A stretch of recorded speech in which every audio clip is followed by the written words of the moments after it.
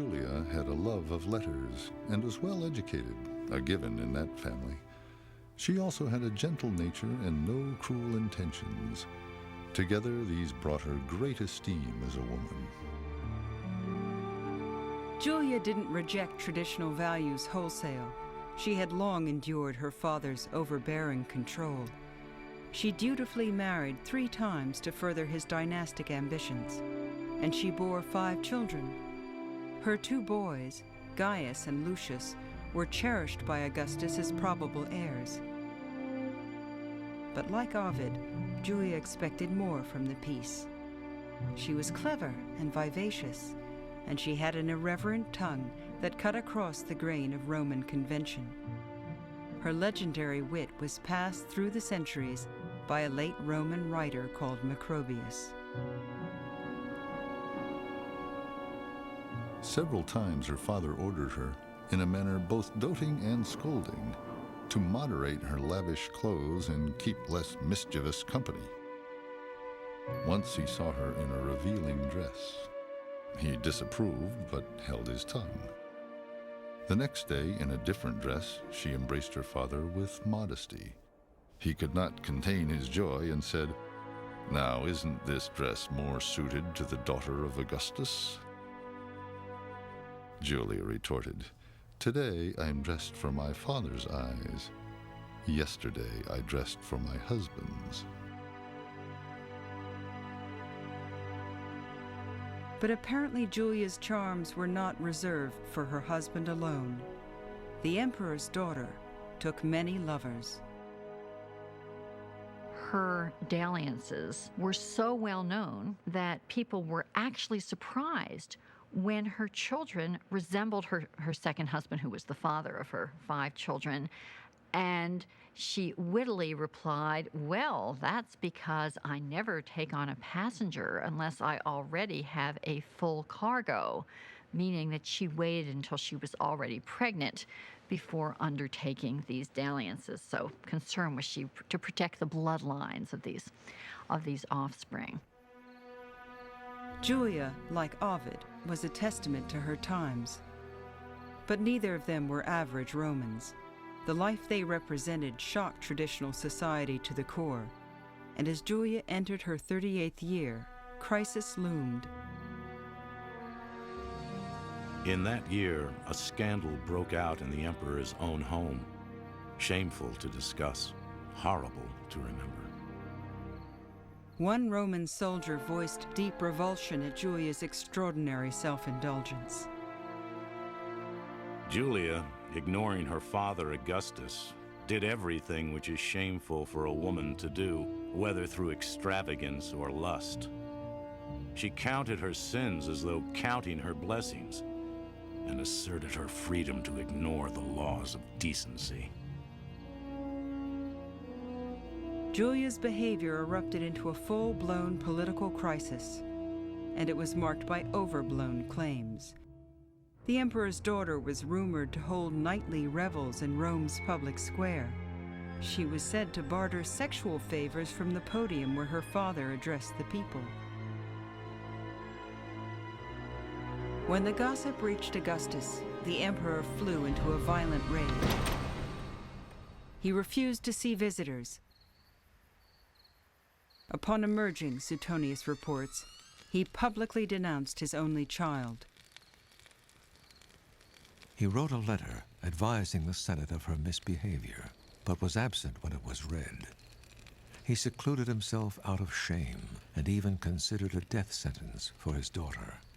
He grew more obstinate when the Roman people came to him several times begging for her sake. He cursed the crowd that they should have such daughters and such wives. As a father, Augustus could not abide Julia's behavior. As an emperor, he could not tolerate the embarrassment. Augustus banished Julia for the rest of her life.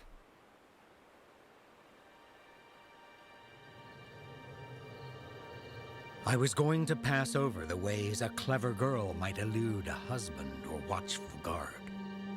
But since you need help, here's my advice. Soon after Julia's exile, Ovid released his salacious poem. It couldn't have been more poorly timed. Of course, a guard stands in your way, but you can still write. Compose love letters while alone in the bathroom and send them out with an accomplice. She can hide them next to her warm flesh, under her dress, or bound beneath her foot. Should your guard get wind of these schemes, she can offer her skin for paper and carry out notes written on her body. Ovid's poetry extolled behavior for which the emperor's daughter was banished, and her fate loomed large as a warning. For the present, the emperor remained mute toward Rome's most gifted rebel. Ovid turned his hand to less provocative forms of poetry. He remarried, and he embraced a new appreciation for discretion. Enjoy forbidden pleasures in their place, but when you dress, don't forget your mask of decorum. An innocent face hides more than a lying tongue.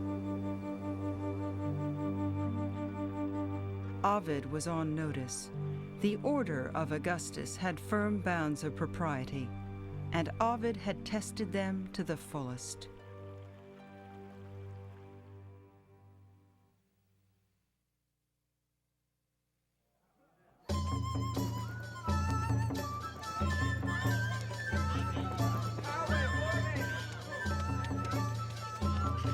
Now consider the dangers of night.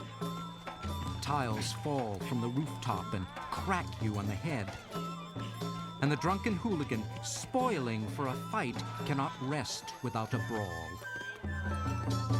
What can you do when a raving madman confronts you? Or tenants throw their broken pots out the window?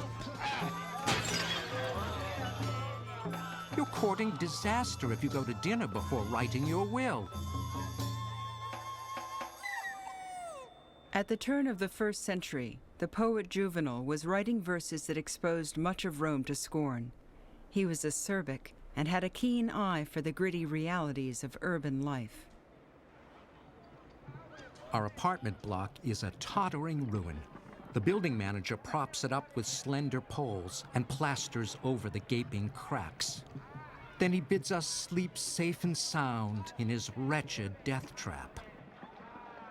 I don't think our notion of Rome bears much relation to the Rome of everyday life, because what is left today are the big public buildings, not the squalid hovels, without plumbing and without any kind of sanitary conditions that ordinary people lived in. That's precisely the reason members of the elite preferred to withdraw up onto the hills and have their villas up on the hills, a little bit away from the noise and away from the stench and away from that incredible horde of people pressing close together.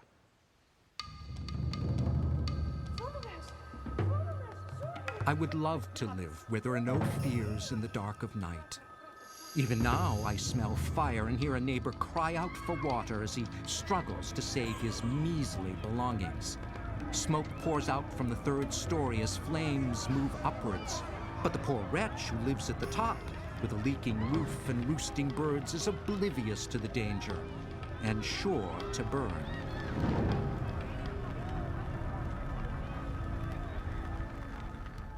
In the year 4 in the imperial palace, the Emperor Augustus also lost sleep, but not from fear of fire. Now an old man of 66, Augustus had lost much of his youthful vigor.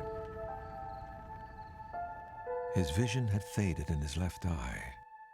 His teeth were few, widely spaced, and worn down. His hair wispy and yellowed. His skin was irritated by scratching and vehement scraping, so that he had chronic rough spots resembling ringworm.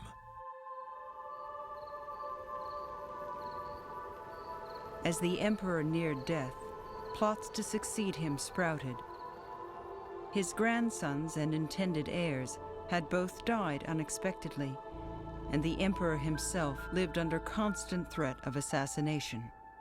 Speaking for Augustus, one ancient historian voiced his dilemma. Whereas solitude is dreadful, he wrote, company is also dreadful. The very men who protect us are most terrifying. In many ways, Augustus looks so solid, and what he created looks so solid, you forget the fragility. I think contemporaries were very aware of that fragility, and surely Augustus was. He was over-anxious, in a sense, to provide a secure system after he'd gone.